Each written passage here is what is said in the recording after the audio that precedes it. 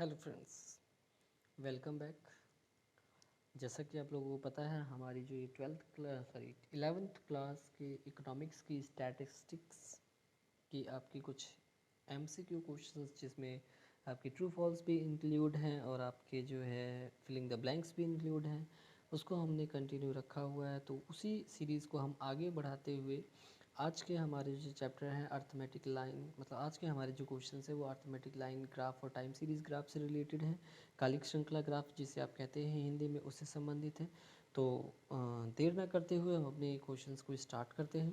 पहला क्वेश्चन जैसा कि है, graphs are always drawn with reference to. जो ग्राफ होते हैं, मतलब जो कोई भी चित्र बनाया जाता है, उसको किस आधार पर, किस रेफरेंस या किस संदर्भ में बनाया जाता है। तो स्केल अर्थात पैमाने, ओरिजिन या फिर जो हमारा केंद्र बिंदु होता है, बोथ ए एंड बी या नन ऑफ दीज। तो बेसिकली आपको पता है, हम किसी भी ग्राफ को बनाने के लिए सबसे पहले क्या देखते हैं, कब सबसे क्या सिलेक्ट करते हैं, उसका स्केल। ठीक है, आपको पता है जो हमारा ये फर्स्ट क्वाड्रेंट होता है, ये हमारा सेकंड क्वाड्रेंट होता है, ये हमारा थर्ड क्वाड्रेंट होता है और ये हमारा क्या होता है, फोर्थ क्वाड्रेंट होता है।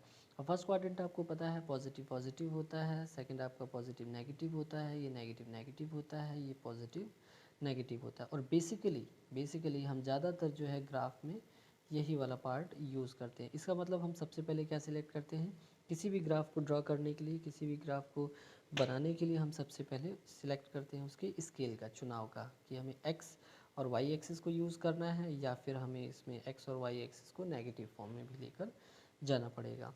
ठीक है, तो ये जो है इसी तरीके से आपके जो है ग्राफ का यूज़ किया जाएगा। मीन्स आपको स्केल, ऑप्शन नंबर आपका ए जो है वो स्केल ठीक होगा। ठीक है, पैमाने का चुनाव हम करते हैं। चलिए नेक्स्ट पॉइंट है आपका, in the first quadrant the values of x and y are. मैंने आपको ऊपर ही बताया।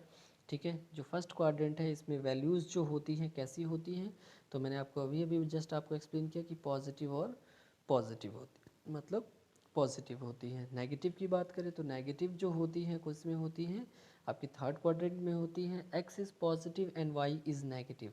एक्स जो होता है वो आपका क्या होता है, पॉजिटिव होता है, और वाई आपका जो है क्या होता है, नेगेटिव होता है। ठीक है, तो इसी तरीके से आपका जो फर्स्ट है ए ऑप्शन वो आपका करेक्ट हो जाएगा। बाकी मैंने ऊपर आपको ये बता ही दिया हुआ है, तो मुझे नहीं लगता कि दोबारा से इसको आपको एक्सप्लेन करने की ज़रूरत है। चलिए नेक्स्ट क्वेश्चन को देखते हैं। Arithmetic line graph are also known as. जो अर्थमेटिक मतलब कालिक श्रृंखला ग्राफ, इसे और किस नाम से जाना जाता है, तो it is also called as time series graph. Linear graph से नहीं जानते, नॉन लीनियर ग्राफ से भी नहीं जानते, मतलब समरेखीय आरेखीय से नहीं जानते, इसको हम टाइम सीरीज ग्राफ से जानते हैं। मतलब समय कालिक श्रृंखला ग्राफ जो होता है इस नाम से भी जाना जाता है। तो ऑप्शन नंबर आपका जो सी है वो क्या होगा, इसमें करेक्ट हो जाएगा। ठीक है, नेक्स्ट क्वेश्चन की बात करते हैं। In which quadrant the value of x will be positive but that of y will be negative. तो कौन सा क्वाड्रेंट होता है जिसमें वैल्यू ऑफ एक्स जो होगा पॉजिटिव होगा और वाई जो होगा वो क्या हो जाएगा आपका, नेगेटिव। तो मैंने अभी आपको ऊपर ही बताया कि ये होता है positive positive, positive negative, negative negative, तो पॉजिटिव और नेगेटिव। तो ये हमारा एक्स एक्सिस होता है, ये वाई एक्सिस होता है। एक्स एक्सिस हमारा पॉजिटिव कहाँ है, यहाँ पर है। ठीक है, और उसके बाद में और क्या पूछा गया, वाई विल बी नेगेटिव। तो वाई नेगेटिव हमारा यहाँ पे है, हमने नाम दिया था first, second, third and fourth quadrant. तो आंसर आपका क्या हो जाएगा इसमें, आंसर आपका आ जाएगा फोर्थ क्वाड्रेंट जो है वो हमारा करेक्ट हो जाएगा। ठीक है, चलिए नेक्स्ट पॉइंट की बात करते हैं। Axis divide the plane of a paper in to.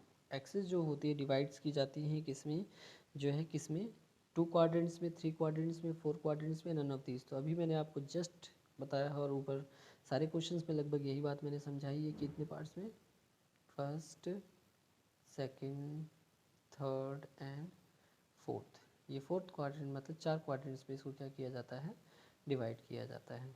Next question की बात करते हैं। तो हमारे कुछ ब्लैंक्स क्वेश्चंस हैं अब यहाँ पर। ब्लैंक्स क्वेश्चंस के आगे जो है, तो फर्स्ट क्वेश्चन है, false base line is used when there is a big difference between the smallest value and. False base line जो होता है, फॉल्स बेस लाइन का यूज़ कब किया जाता है, जब बिग डिफरेंस होता है बिटवीन द स्मॉलेस्ट वैल्यू, जो सबसे लोवेस्ट वैल्यू होती है, और किस में, हाईएस्ट वैल्यू में। नहीं, यहाँ हाईएस्ट वैल्यू नहीं आएगा, यहाँ आपका आएगा क्या, जीरो। जैसे हमने यहाँ से स्टार्ट किया, तो अगर हमारे पास जैसे हमने यहाँ 0 लिखा हुआ है, ठीक है, जो हमारा सेंटर पॉइंट है वो हमारा क्या हुआ, पॉइंट ऑफ ओरिजिन जो है कोऑर्डिनेट्स का, ये क्या हुआ, 0 हो गया। अब यहाँ से अगर आपके पास डेटा मतलब 5, 10, 15 इस तरीके से स्टार्ट होता है तो कोई प्रॉब्लम नहीं। लेकिन अगर यही डेटा हमारा मान लीजिए 5000 से स्टार्ट हो जाए, 500 से, मतलब बहुत ज़्यादा डिफरेंस आ जाए, तो हम यहाँ पर फॉल्स बेस लाइन का यूज़ करते हैं, आइदर एक्स और वाई एक्सिस दोनों में से किसी पे भी, जिस पे भी डेटा हमारे हाईएस्ट नंबर से स्टार्ट होते हैं, तो जिसे हम हिंदी में कृत्रिम आधार रेखा कहते हैं। तो ये यहाँ से होगा, आंसर आपका क्या हो जाएगा, यहाँ पर ब्लैंक में 0 हो जाएगा। ठीक है, चलिए नेक्स्ट क्वेश्चन बात करते हैं। A graph showing blank values of a variable on a graph paper is called arithmetic line graph. तो अभी हमने इसके ऊपर ही डिस्कस किया है इसको, हम इसको कौन सा कहते हैं, अर्थमेटिक कहते हैं। क्या कहते हैं हम इसको, अर्थमेटिक कहते हैं। ठीक है, ऊपर समझा चुका हूँ इसको मैं। चलिए नेक्स्ट क्वेश्चन की बात करते हैं। Miss use of information through the diagram is. जो मिस यूज़ ऑफ इंफॉर्मेशन मतलब सूचना का जो मिस यूज, दुरुपयोग है, वो डायग्राम को कैसा शो करता है, वो मतलब सॉरी, इसमें जो कहा गया है कि जो इन्फॉर्मेशन है उसको हम गलत तरीके से भी यूज़ कर सकते हैं, तो डायग्राम भी हमारा क्या होगा, एक तरीके से वो पॉसिबल है कि वो भी गलत ही होगा। मतलब यहाँ पर आपका पॉइंट क्या आ जाएगा, यहाँ पर आ जाएगा possible. Miss use of information shown through diagram is possible, मतलब जो डायग्राम है उसके द्वारा हम गलत इन्फॉर्मेशन को भी रिप्रेजेंट कर सकते हैं। ये बात बिल्कुल सही है और संभव भी है। ठीक है, चलिए नेक्स्ट पॉइंट की बात करते हैं। तो state whether the following statement are true और फॉल्स। इनमें से कौन सा स्टेटमेंट सही है और कौन सा स्टेटमेंट आपसे क्या पूछा गया है, गलत है।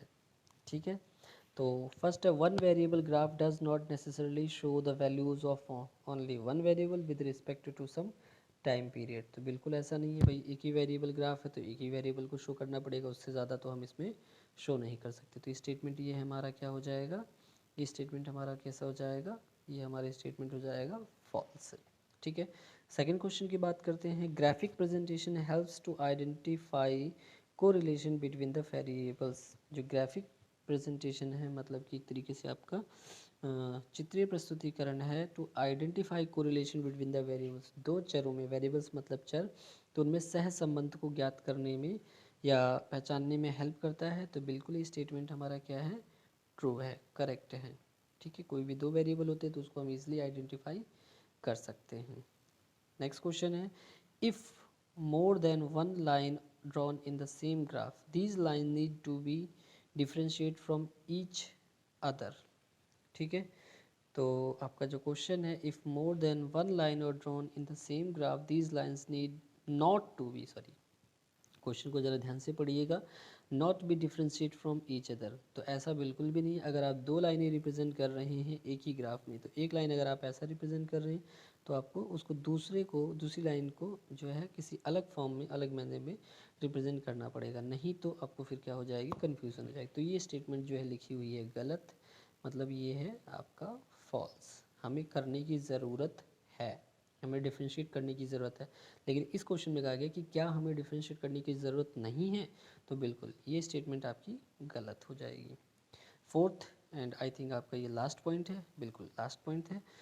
इन द थर्ड क्वाड्रेंट, जो थर्ड क्वाड्रेंट है हमारा, the values of both x and y are negative. तो ये स्टेटमेंट भी हम लोगों ने पढ़ा है अभी ऊपर, मैंने आपको कई बार बताया है कि जो थर्ड क्वाड्रेंट है उसमें values of x and y क्या हैं, आपके नेगेटिव हो जाते हैं। तो ये स्टेटमेंट आपका क्या है, बिल्कुल सही है। ठीक है, ये स्टेटमेंट आपका क्या है, बिल्कुल ही सही हो जाता है। ठीक है, तो चलिए ठीक है, आज के हमारे फ़िलहाल यहाँ पर क्वेश्चंस जो हो जाते हैं कंप्लीट, और फिर नेक्स्ट क्लास में, नेक्स्ट वीडियो में हम इसी सीरीज़ को आगे कंटिन्यू करते हुए कुछ और इम्पॉर्टेंट क्वेश्चंस को सिलेक्ट करेंगे जो आपके पेपर में क्या होंगे, हेल्पफुल होंगे। आई होप आप लोग जो है वीडियो को, लेक्चर को एंजॉय कर रहे होंगे, आप लोग के डाउट्स क्लियर हो रहे होंगे, आप लोगों को सारी चीज़ें समझ में आ रही होंगी। ठीक है, तो चलिए फिर मिलते हैं नेक्स्ट वीडियो में, नेक्स्ट लेक्चर में। Thank you.